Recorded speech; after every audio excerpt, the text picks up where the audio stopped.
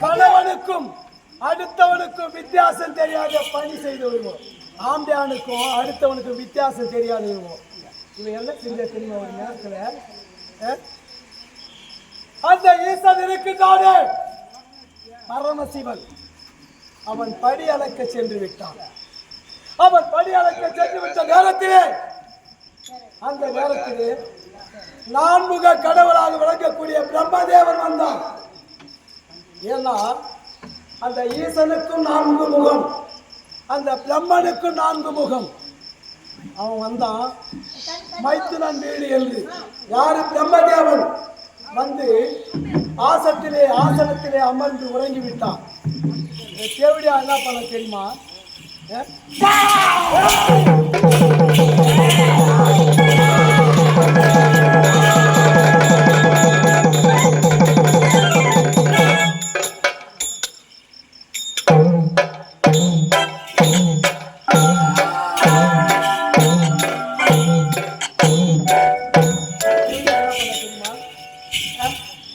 கணவனுக்கும் அடுத்தவனுக்கும் வித்தியாசம் தெரியாது இவனுக்கு. இவன் என்ன பண்ணா, தன்னுடைய கணவன் ஏன்னா அந்த பிரம்மதேவனுக்கு 4 முகம், அந்த ஈசனுக்கு 4 முகம். அவன் என்ன பண்ணா, இவனுடைய கணவன் ஈசன் படியளக்க சென்று விட்டான்.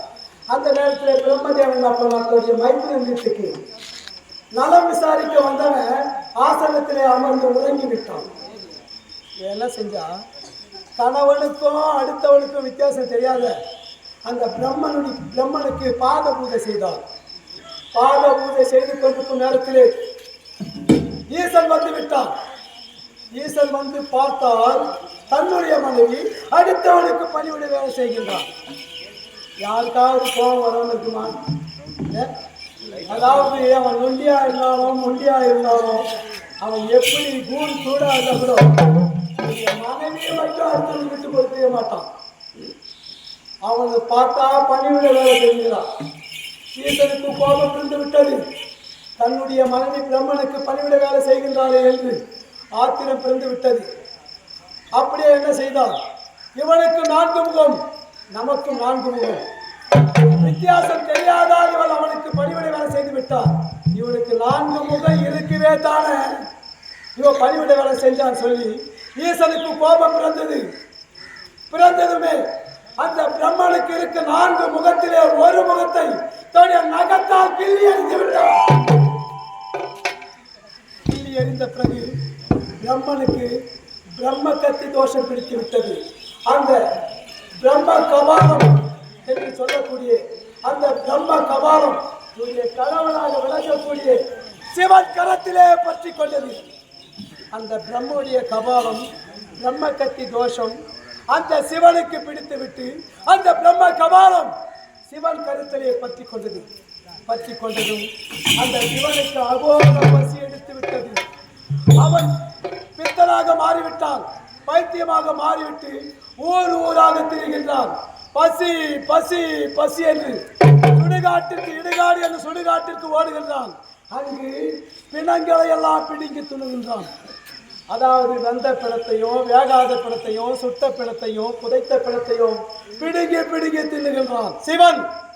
ஆனால் அப்போதும் பசி அடங்கவில்லை. இவன் என்ன செய்தான்? ஐயோ சுவாமி, என்னால் தானே இந்த நிலைமை உங்களுக்கு ஏற்பட்டது என்று இருவருமே ஊராக பைத்தியமாக திரிகின்றார்கள்.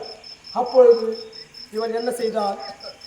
உதிரம் கலந்த சாதத்தை வாரி இறைத்தார். அந்த பிரம்ம கபாலமானது கரத்தை விட்டு அகலும். அப்போது உங்களுக்கு பைத்தியம் தெரிவது.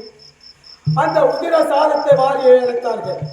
அந்த பிரம்ம கபாலம் சிவன் கரத்தை விட்டு இவனுடைய கரத்திலே பற்றி கொண்டது. அந்த சிவனுக்கு பைத்தியம் பிடித்து விட்டது, இவனுக்கு பித்து பிடித்து விட்டது, பைத்தியம் பிடித்து விட்டது. பசி பசி என்று ஊர் ஊராக இவளும் அப்படியே பசி என்று அலைகின்றால் பைத்தியம் பிடித்து. ஆனால் கடைசியாக அண்ணா எனக்கு வேறு வழி தெரியவில்லை, அண்ணா என் பசி அடங்கவில்லையே, இவளும் மயானத்திலே சென்று பிணங்களை எல்லாம் பிடுங்கி தின்னுகின்றார். அதுதான் சொல்லுவாங்க மயான கொள்ளை என்று. மயான கொள்ளை என்று மயானத்திற்கு சென்று அங்காள ஈஸ்வரி அங்கு சென்று அந்த பிணங்களுக்கு, அதாவது இடுகாடு எனும் சுடுகாட்டிற்கு சென்று வருவார்கள். மயான காளி மயான கொள்ளையில் அங்காள ஈஸ்வரி அது இவனாகும். பசி தாங்க முடியாமல் இவளும் இடுகாடு என்ற சுடுகாட்டுக்கு சென்று பிணங்களை பிடுங்கி தின்றவள் தான் இவன். அப்போது பசி அடங்கவில்லை. என்ன செய்தார்கள்?